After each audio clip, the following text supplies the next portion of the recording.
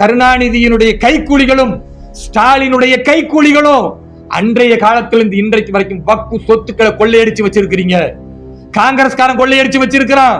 நீ முடிஞ்சா வழக்கு போடு, நான் நிரூபிக்கிறேன் யார் அபகரிச்சிருக்கிறா அப்படின்னு கணக்கு தணிக்கை செய்வதற்கு சட்டத்தை கொண்டு வந்தா கணக்கே கேட்க கூடாதுன்னு என்னங்க இது அநியாயம்? யார் அப்பா விட்டு சொத்து இது?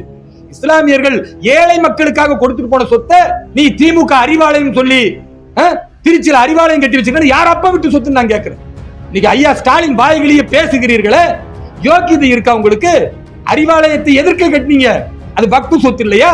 அப்ப வக்ஃபு சொத்துல நீ அறிவாலயம் கட்டுவ அரசியல் செய்வனா அது ஒரு இஸ்லாமியனாக ஒரு தேசப்பற்றுள்ள பாரத தாயின் பிள்ளையாக வேலூர் இப்ராஹிமும் பாரதிய ஜனதா கட்சியும் எதிர்த்து நின்றா எங்களை கைது செய்வீங்க.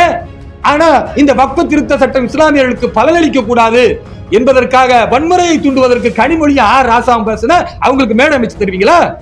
வெட்கமாக இல்லையா தமிழக முதல்வரை நான் கேட்கிறேன். அப்ப யாரோ ஒப்படைச்சிட்டு போன சொத்தை நீ அறிவாலயம் கட்டுறதுக்கும் காங்கிரஸ் மைதானத்திற்கும் கொடுக்கறீங்க.